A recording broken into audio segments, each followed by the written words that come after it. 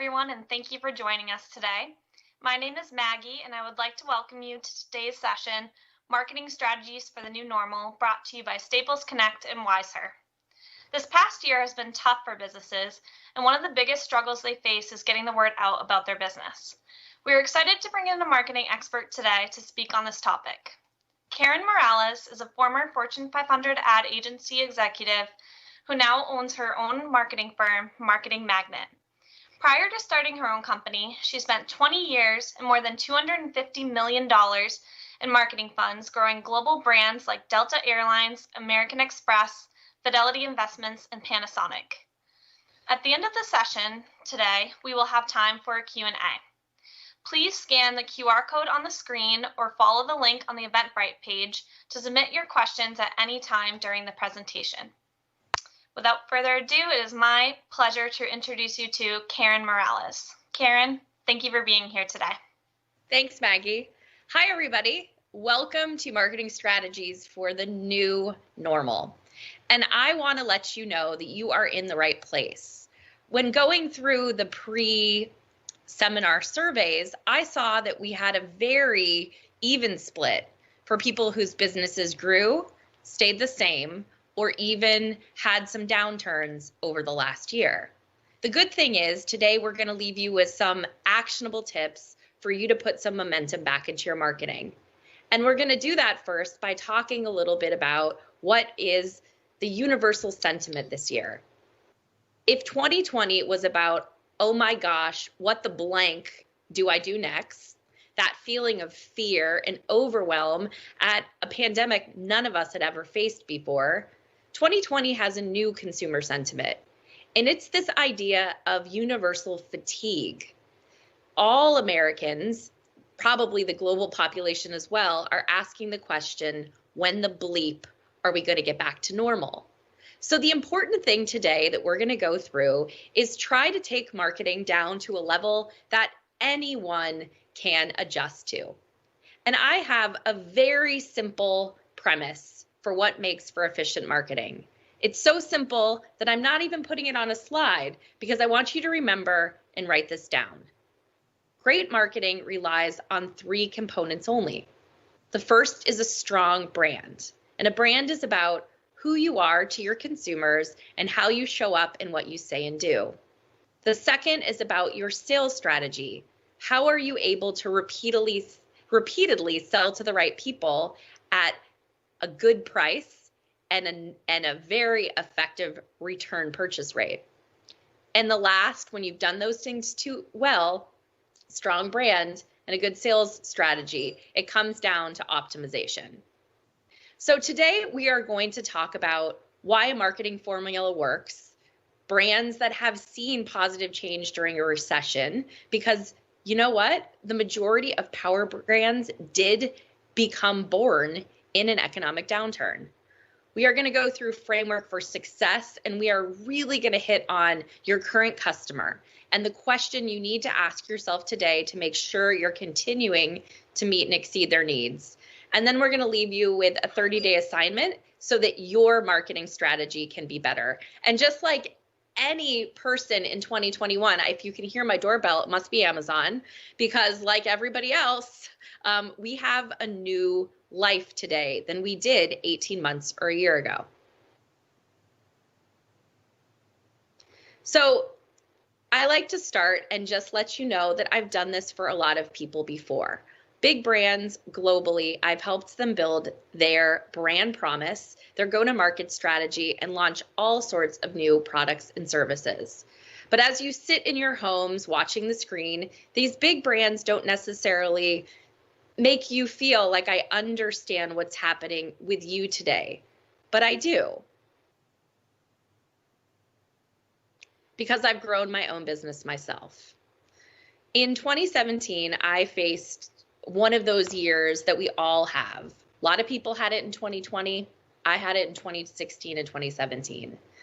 I went through a terrible divorce with a debilitating health condition, leaving my job in big agencies, working for these big brands, a lot in debt after a really big home renovation, and I had to transform literally everything at once.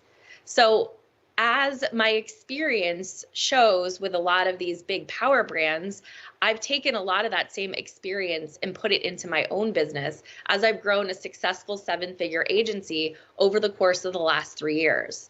I know what it's like to see economic upturns and downturns in my business.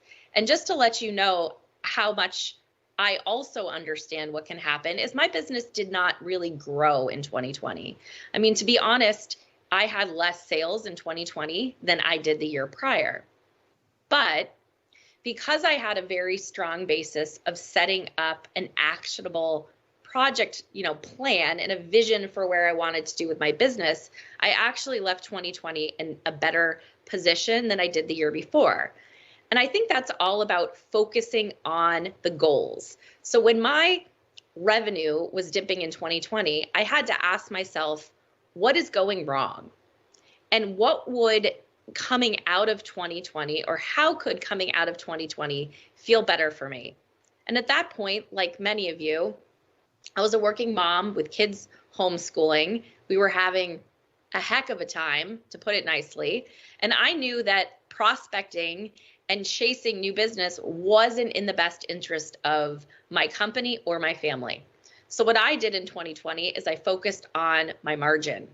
I focused on my cash flow, and I was able to make myself a much more profitable company during 2020 by reducing expenses, controlling debt, paying down any of my starting loans that I took when I did my business.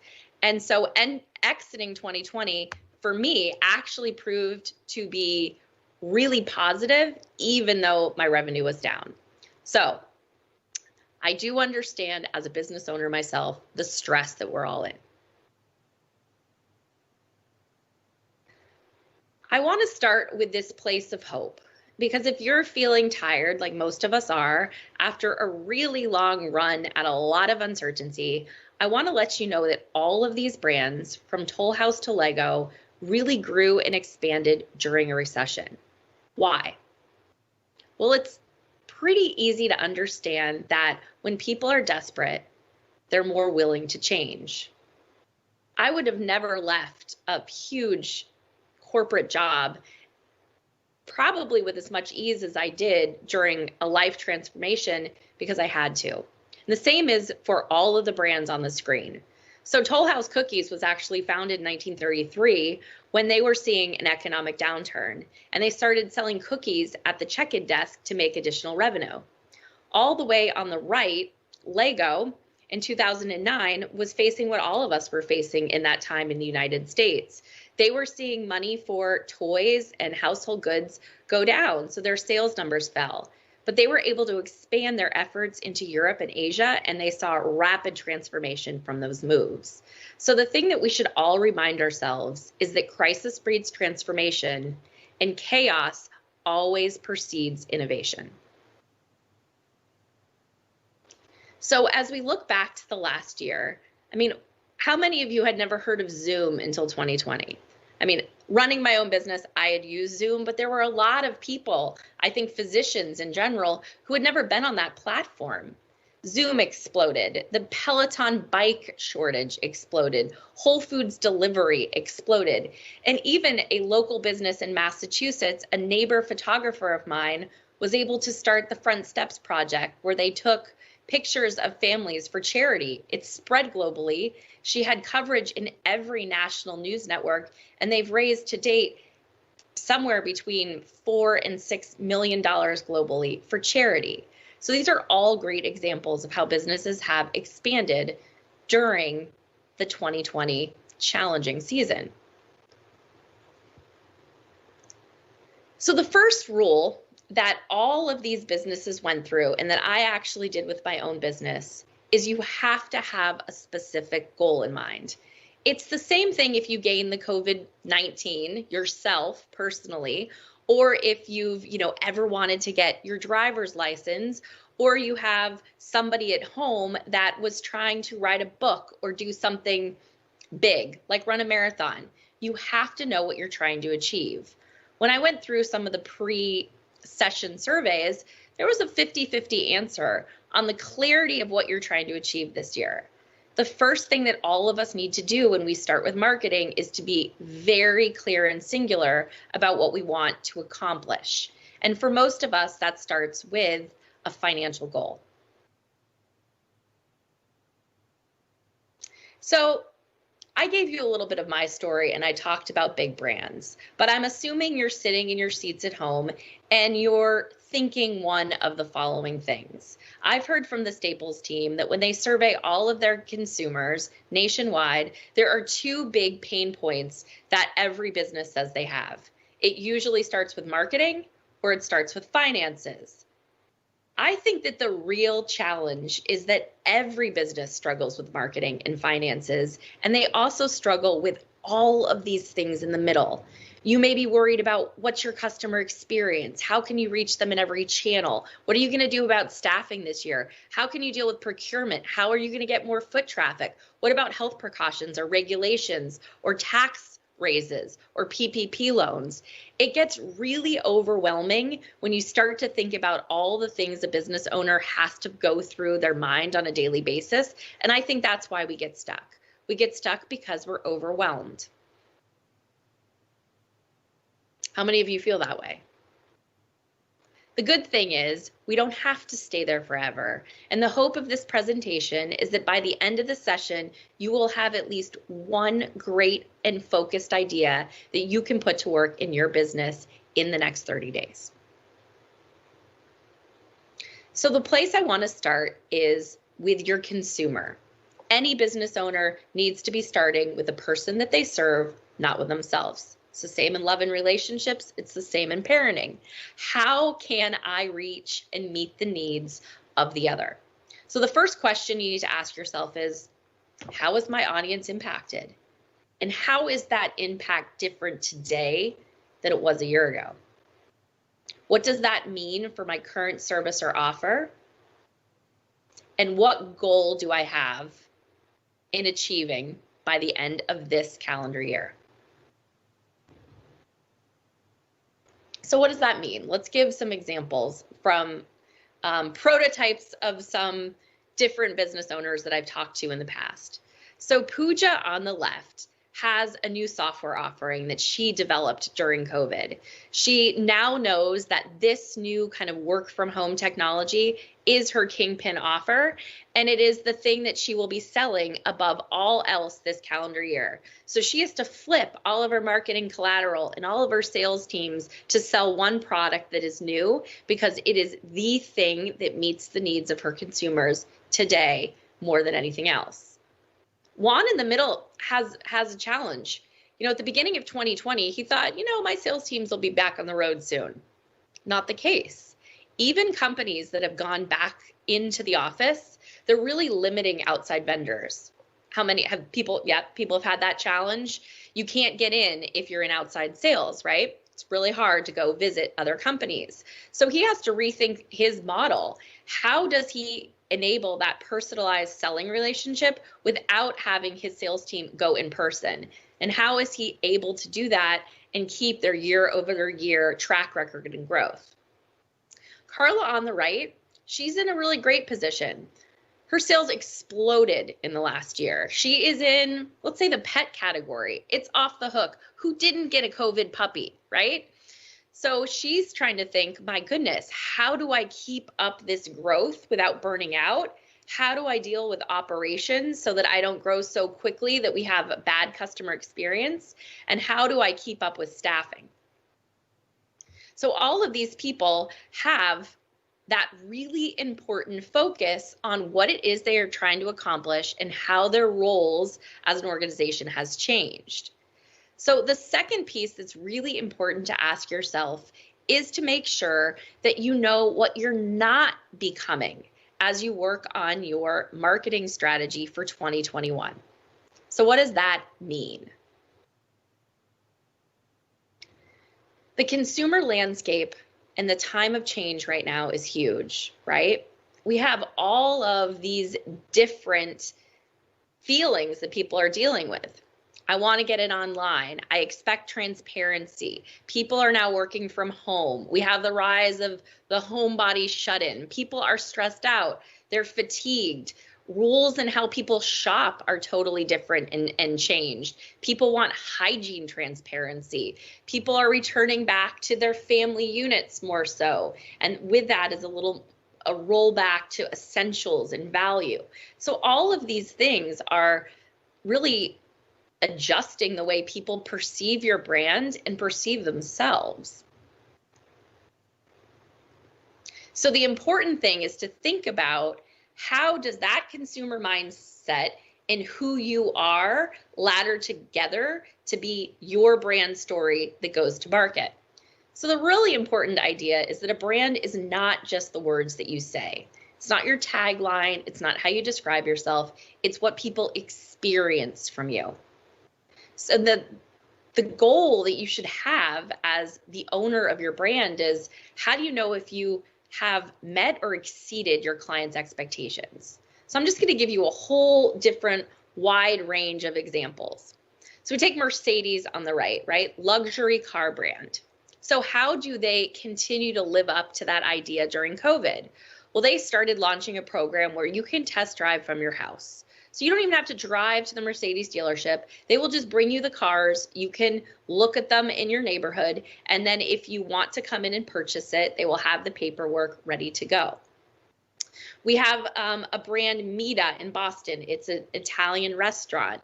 They started knowing that comfort was really important, right? And as an Italian restaurant, they offered Mangia Mondays, where you could get 5 different types of pasta and bread to take home to your house to really give you the ultimate comfort meal.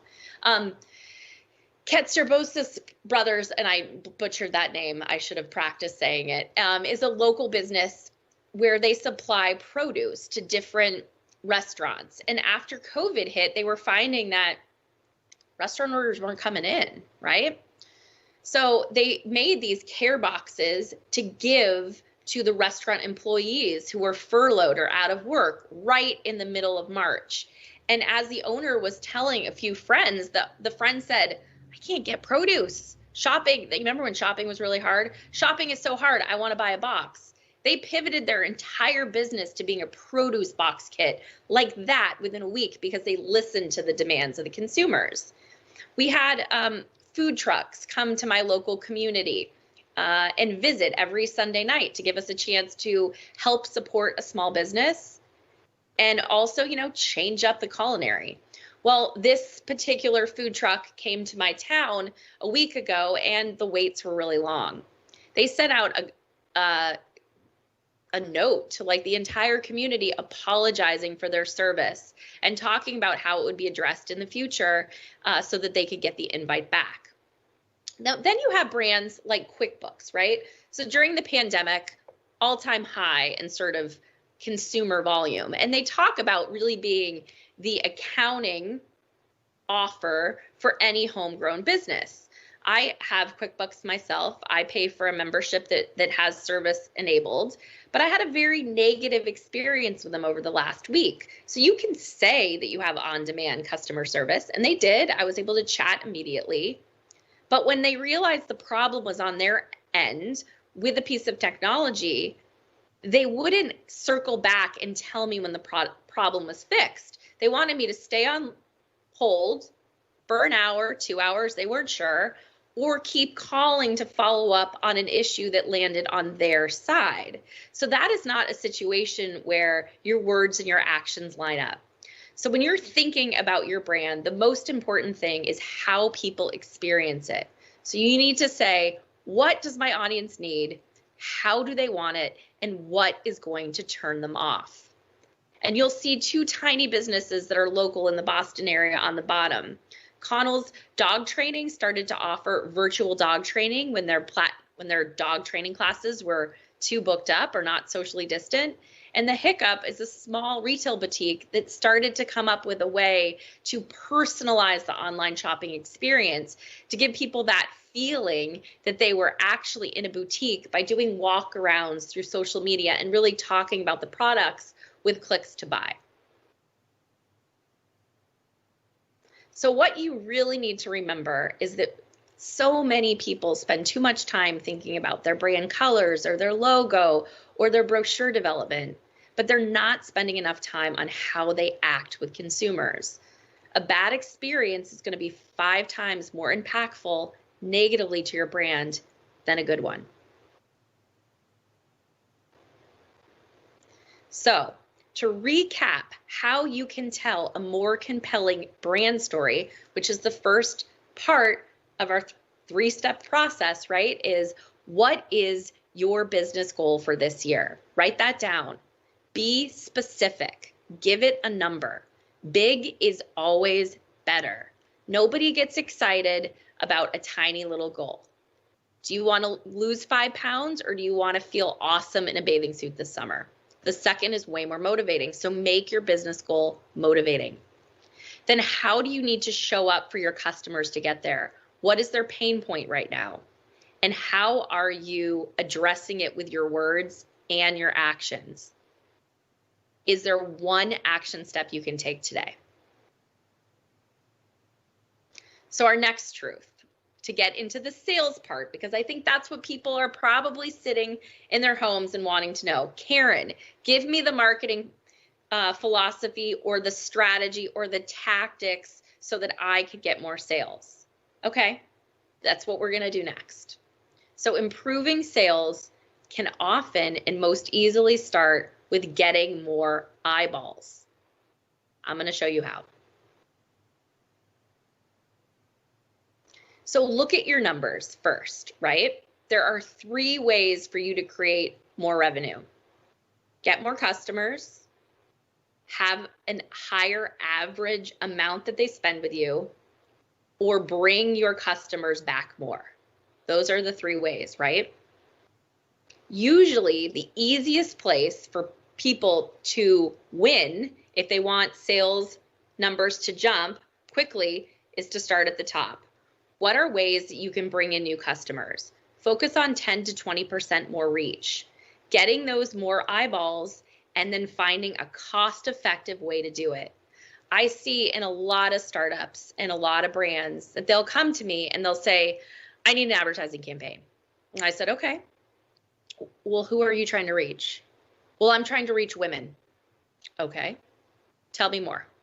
If you can't answer questions with specificity, advertising isn't your go-to strategy.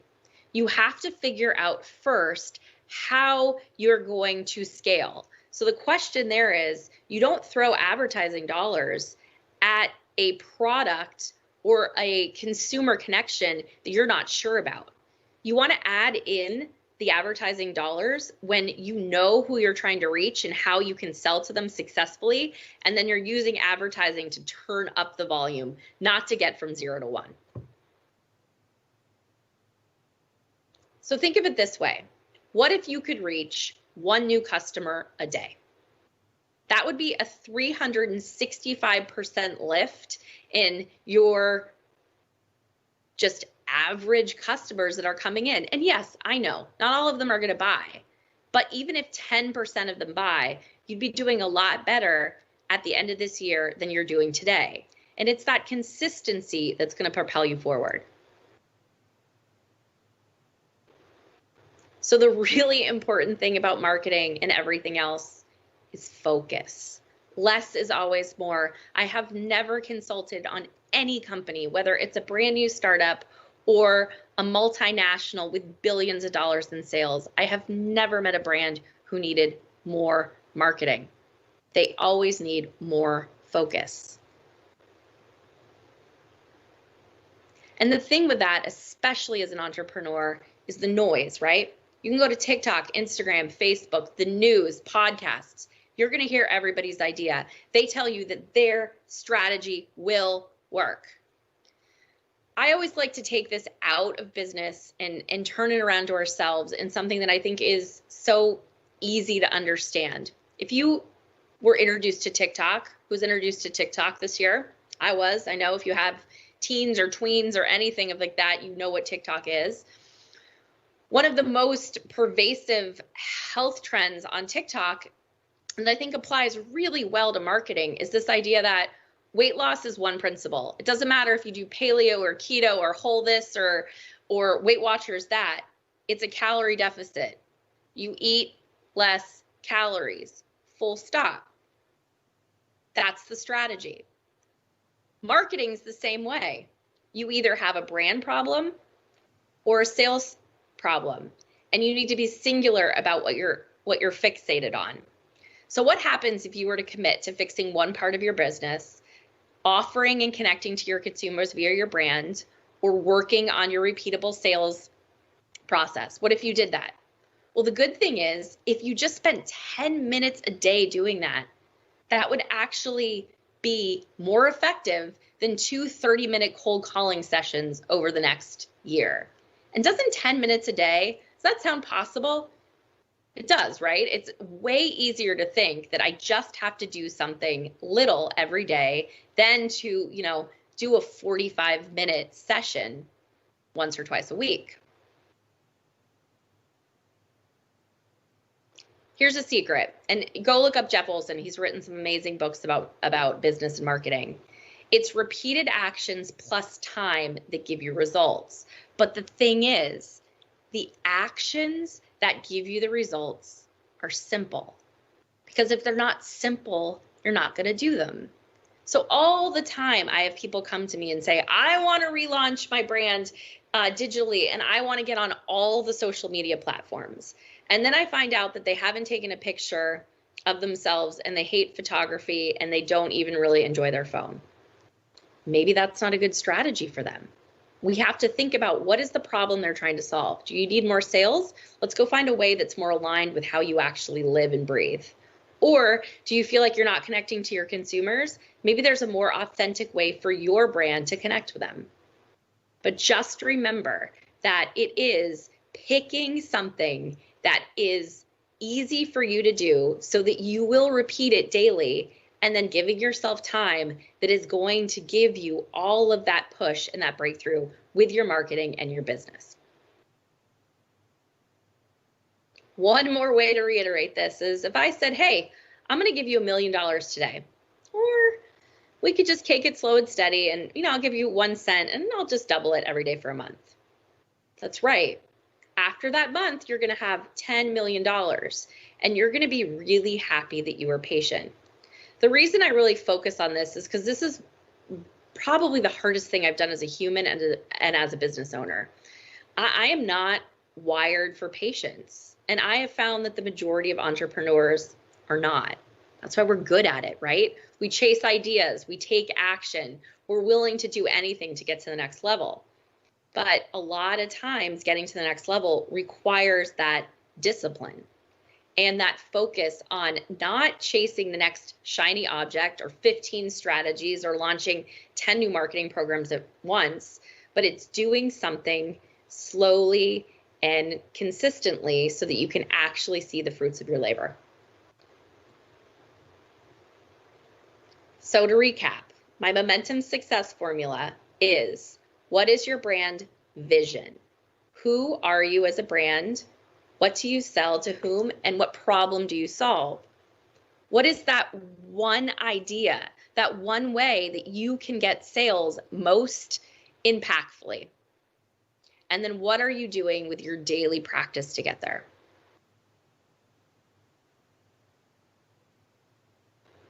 So my marketing quick start, which I will leave you all with, which you can pick which one of these little assignments fits for your business best. There is always a way to improve your brand and your business. It's usually always either a brand, a sales, or if you're doing pretty well, an optimization opportunity to get you to the next level. So the first territory that you could attack for your business in our 30-day challenge could be, okay, Karen, I heard you, and I think the needs of my consumer has changed.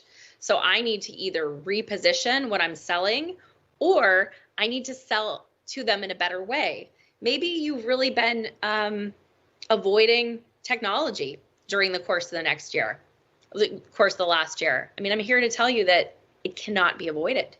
Every consumer, I would say a good 70% of them, has an expectation that their needs can be met in some semblance of an online fashion.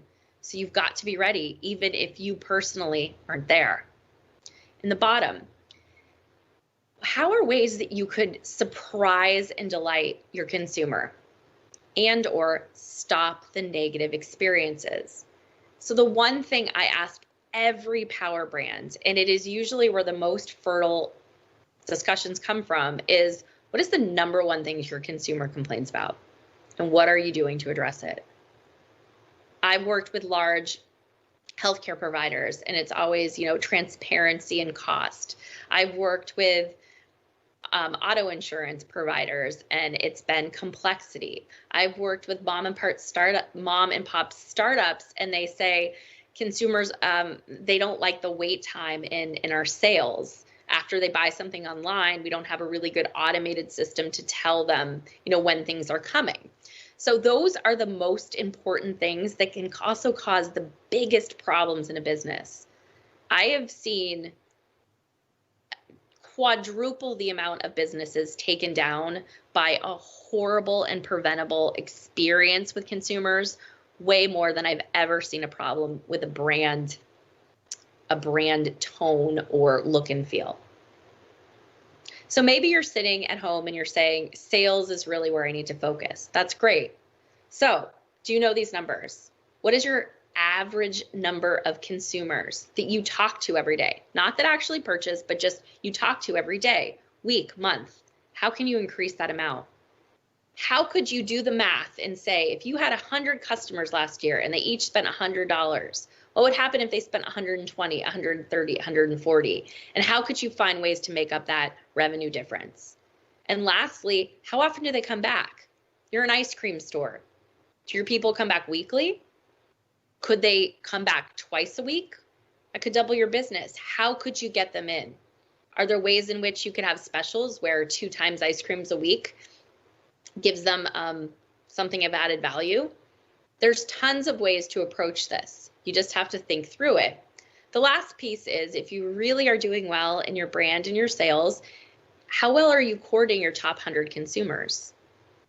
If you take the airline market, I don't know if it's the same. I don't know if it's the same in the last 12 months, but before the crisis, 80% of the revenue came from the people sitting in those first 6 rows, right?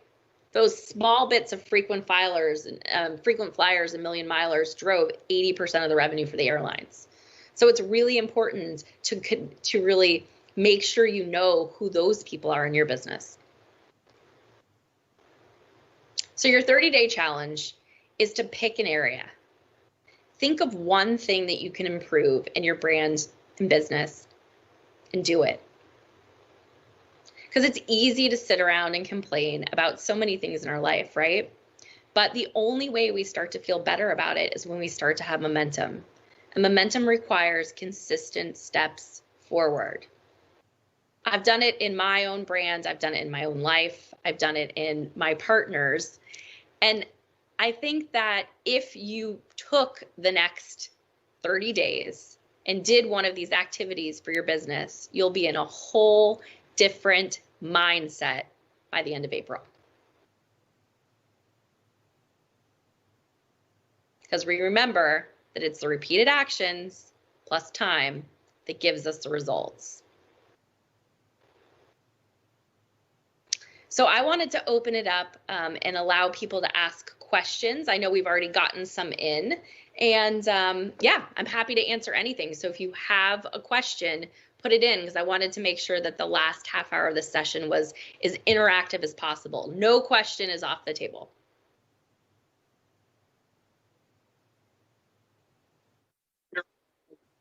Thank you so much, Karen. Thanks for sharing that information. That was super helpful. It looks like we are getting some questions in. So let's start off. We've gotten a few about social media. So one is, social media has become crowded and an endless barrage of ads, often getting ignored. How are companies cutting through the clutter to engage customers? That's a great question. And I think all of us have experienced that in the last year in our own lives and the platforms that we're on. So the thing with this social media is that it's always changing. And the place you really need to start with is, who are you reaching?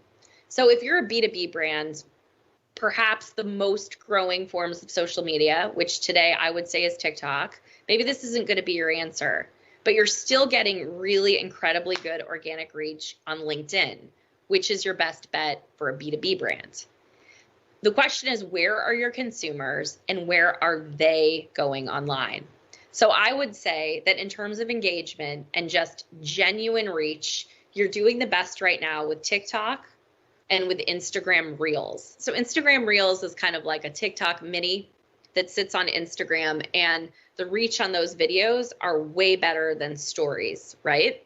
Unless you have an incredibly big audience. So those are places that I would reach out and go right now. If you're a B2B brand, LinkedIn is the place to be.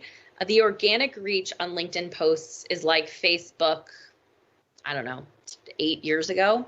You don't have to put a lot of advertising dollars to get stuff seen. And in that case, you want to make sure you're using kind of your 3 hashtag strategy efficiently.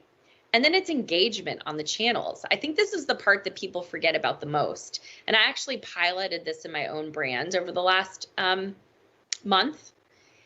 How often do you comment on other people's content?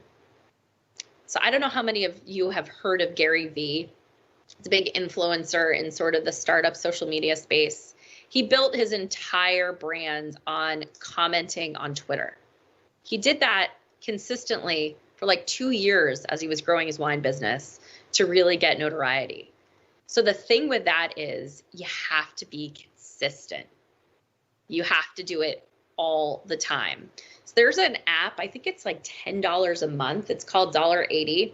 It's inspired by Gary Vee's philosophy, and it enables you to take your hashtags that you follow in your category and look at the best performing posts by day against those hashtags, and then you can comment. And it's all in the platform, so you can save your previous answers and make them feel personal. But that has been a really effective tool. I've used it on a large brand and I used it on my own, and it works. You organically grow your reach, but it requires that small action every day. And it's a very good activity if you can provide some content in your own voice for a virtual assistant or administrator or even a college intern, if you can make sure that they're posting things that you would actually say. Thank you so much, Karen. That was some helpful information. We have another one coming in. Do you have any tips for digital marketing strategies at no cost? Yeah, for sure. So when you think about digital marketing, I would start first with who are you trying to reach, right? So when you say, I want to reach people for marketing, I want to know who those people are. Are they soccer moms? Are they CEOs? Are they tweens? Are they millennials? Are they Gen Z? So first get really specific about who the person is. Then what is the problem that you're solving with your brand? So are you helping them be more productive? Are you removing overwhelm with college applications? Are you making meal planning simple? Whatever that is, that's the next kind of part of the component. And then you have to think about, okay, where do these people with this problem, where do they go online? And what do they do? And what are they looking for? Really good sources for that content would be TikTok, depending if it's not, a B2B audience.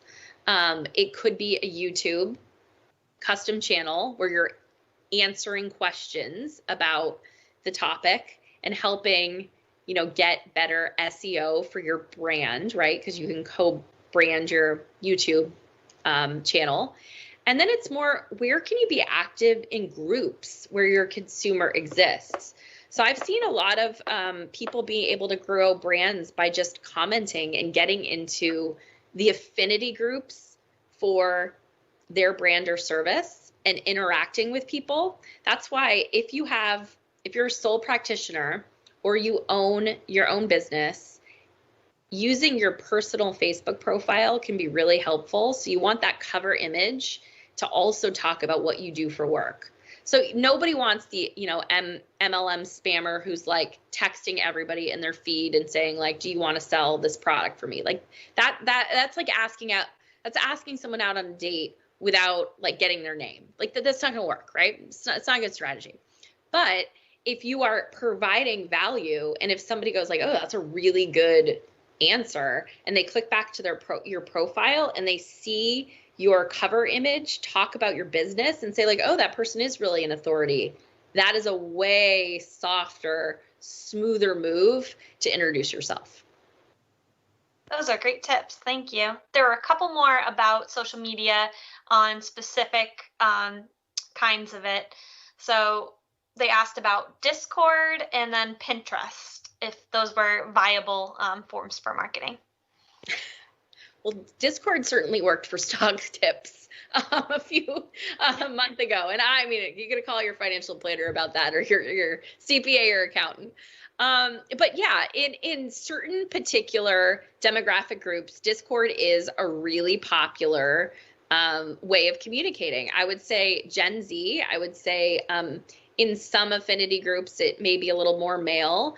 It crosses over really well with the gaming demographic. So if your humans that you're trying to reach are those types of people, by all means, be active on Discord in groups that they're interested in.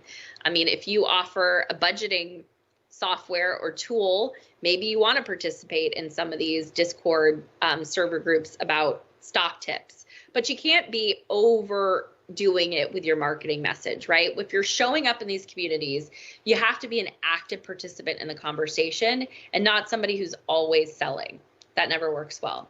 Pinterest is still a really big driver of traffic. And I look at Pinterest less as a traditional marketing strategy, but as a traffic strategy. So you're using Pinterest to capture people's attention so that they visit your website. It's almost like its own Google, right? It's visual Google for people who want to look at Google in pictures. That's what I think about as Pinterest. So you're putting your picture and your information out there so that people will get back to your website. And if you approach it like that, Pinterest is a really a solid approach for especially consumer products, fashion, travel, parenting content, house renovations, even some of the trades like plumbing tips, electric, they could all be helped with Pinterest. But it's not, you have to figure out what works for you, and if making those pretty images is part of your jam. If not, YouTube can be really, really successful, or even TikTok. There was one of the fastest growing channels in 2020 on TikTok was, I'm going to forget the guy's name, but it was basically like a dad. Like he basically was trying to be the dad for Gen Z on TikTok that didn't have one, that teaches them to do things like, how do you unclog a sink? How do you change a light bulb? How do you fix a light switch? I mean, this man amassed more views and more supportive comments from the youth of America than a lot of big corporate things, because he was just showing up and trying to be helpful. That makes a lot of sense. Thanks, Karen. We have another one coming in. What is the most reasonably priced and user-friendly strategy for marketing success for someone who's not very tech savvy? That's a good question. All right, so this is where the tough love comes out. So my tough love for someone who's not tech savvy is, I think you need to ask yourself, can you afford not to be? Because in this day and age, the majority of consumers, and that's across the age cycle, right? We have 3-year-olds who every time they see a screen are touching it, and we have 80-year-olds who text. So the question is, who is your audience, and are they tech savvy? Because if they're tech savvy, you're going to need to be. Now, maybe you personally as a human, you don't need to be, but you're going to have to outsource that to someone who is. There's an expectation right now that most brands can interact with consumers digitally. They can deliver things digitally. You can order digitally. You can get information digitally. I just went through this with a couple of local contractors that have been in business in the area for decades. impeccable references. They have always had a wait list. They've never had to go out and get clients. It's all word of mouth. But this new generation in the past 2 years were demanding a website presence. They were just not interested. Susie and Johnny and Paul could all say you did a great job, but if you don't have a website, I don't believe you're legit. So we helped a couple of these contractors build really simple Squarespace websites with pretty pictures, and they were able to expand their businesses even more to the point where they had even better self-selection of the projects they were going to take on. So for Mr. or Mrs., I'm not sure if I'm tech savvy, I think you have to question that belief. And is it that you don't want to adjust to the way that the world is moving, or is it just that you personally don't want to be responsible for it? Because it's okay if you want to outsource this. I outsource all of my finances. I don't touch it. I don't do my bookkeeping. I have somebody do all of that and package the information for me because that's what feels best. And I think the same thing is about technology. You really have to think about how you can meet the needs of your consumers and if they're tech savvy. That's great advice. Thanks, Karen. Our next question you actually touched on a little bit, but are there any specific strategies for a new, small yet growing electrical contractor company who particularly does residential jobs? Great question. So for the growing electricians company, really important for you is going to be reviews. So you're going to need to make sure that your business is linked on all of the basic search engines. So you want to be on Yahoo, you want to be on Google, you want to check your listing on Yelp. You want to Google your name and make sure that everywhere it appears, your contact information, your phone number, your address is there, that it's right, and that you've said, hey, I'm the owner and I'm connected to this listing. The next thing you want to do is go back to all your previous consumers or even offer them a discount, $25 off their final bill if they leave a review. You need reviews, right? Nobody wants to go to the brand new electrician if they don't have a word of mouth recommendation from someone else or reviews from the World Wide Web. So that's a really great way to focus. And then it's a question of how hyper local are you? So I know in my town, there's about 3 electricians that everybody refers to. So you want to make sure where you're operating that you're being involved in that hyper local community. There's usually a Facebook group or a Nextdoor page that is about that community that you're in.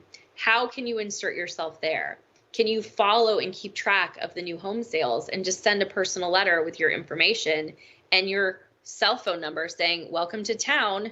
I'm here for you 24/7. Call me personally if you ever need anything, and I'm happy to give you assistance. I think those are great ways that you can get in front of consumers without having to spend money buying a list or paying for an advertising campaign. Takes a little more sweat equity to figure it out, but it can get you the same results. Thanks, Karen. Looks like we have one more on social media that came up. If you were to offer 3 key tips to a beginner on social media marketing for business to business specifically, what would they be? Business to business, I would focus most on LinkedIn. So all of the professionals tend to be there. So you want to make sure that you have an optimized profile with what you have, a really good picture. Seems strange these days that people still are on LinkedIn without a picture. Get one taken professionally so that it looks legit.